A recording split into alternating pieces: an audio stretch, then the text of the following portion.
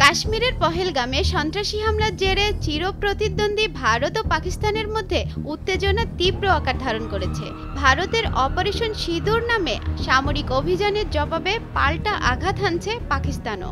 দুই দেশের পাল্টাপাল্টি অভিযানে পরিস্থিতি যেন ধীরে ধীরে গড়িয়ে যাচ্ছে সর্বাত্মক সংঘাতের দিকে।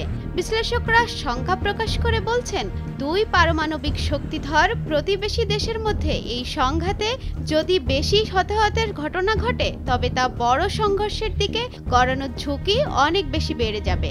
আর তাতে দক্ষিণ এশিয়ার দেশগুলোর ভূ রাজনৈতিক ও অভ্যন্তরীণ সংকট আরও জটিল আকার ধারণ করবে।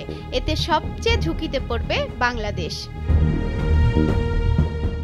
অন্তর্বর্তী সরকার ক্ষমতা গ্রহণের পর থেকে ভারতের সঙ্গে সম্পর্কের টানাপোড়েন চলছে। বিশেষ করে ক্ষমতাচ্যুত সাবেক প্রধানমন্ত্রী শেখ হাসিনাকে ভারতে আশ্রয় দেওয়ায় বর্তমানে বাংলাদেশে ভারত বিরোধী সেন্টিমেন্ট অনেক বেশি। আর দীর্ঘ সময় পর পাকিস্তানের সঙ্গে নতুন করে সম্পর্ক তৈরি করছে বাংলাদেশ। এ অবস্থায় বাংলাদেশের জন্য সবচেয়ে বড় চ্যালেঞ্জ হতে পারে নিরপেক্ষ অবস্থান বজায় রাখা। ভারত ও পাকিস্তান উভয়ই বাংলাদেশের সমর্থন প্রত্যাশা করতে পারে, যা কূটনৈতিকভাবে চাপের সৃষ্টি করবে। ফলে কোনো একদিকে ঝুঁকে পড়লে সেটা বাংলাদেশের জন্য নেতিবাচক হবে বলেই মত বিশ্লেষকদের। অন্যদিকে দুই পরাশক্তির এই সংঘাত যদি প্রলম্বিত হয় তবে দক্ষিণ এশিয়ার অন্য দেশগুলোর চেয়ে বাংলাদেশের জন্য এর প্রভাব বেশি হবে। বিশ্লেষকরা বলছেন, যুদ্ধ পরিস্থিতিতে বাংলাদেশের সবচেয়ে বেশি ক্ষতি হবে ব্যবসা বাণিজ্যে। ঝুঁকির মুখে পড়বে রপ্তানি খাত, সীমান্ত বাণিজ্য, ট্রানজিট এবং দক্ষিণ এশিয়ার নৌ রুটে পণ্য পরিবহন ব্যাহত হতে পারে। এছাড়াও আকাশ ও সমুদ্রপথেও বড় সমস্যা তৈরি হতে পারে বলে শঙ্কা প্রকাশ করেছেন তারা।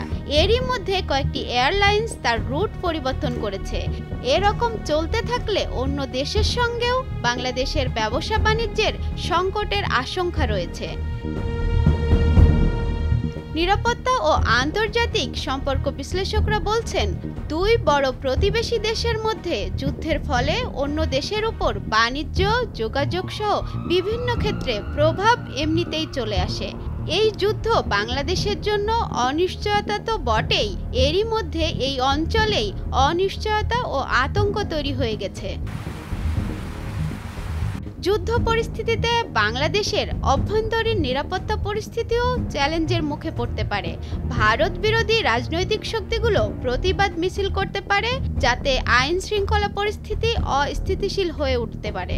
এছাড়া মিয়ানমারের রাখাইন রাজ্যে সংঘর্ষের নতুন ঢেউ বাংলাদেশের সীমান্ত পর্যন্ত পৌঁছে গেছে, যা নিরাপত্তা ঝুঁকি আরও বাড়িয়ে তুলেছে। বিশ্লেষকরা বলছেন, বাংলাদেশকে এখনই কৌশলগত প্রস্তুতি নিতে হবে, সরকারকে কূটনৈতিকভাবে সক্রিয় থাকতে হবে এবং অর্থনৈতিক ও নিরাপত্তা খাতে সম্ভাব্য ঝুঁকি মোকাবেলায় নিতে হবে জোর প্রস্তুতি। অনামিকা রায়, ভোরের কাগজ।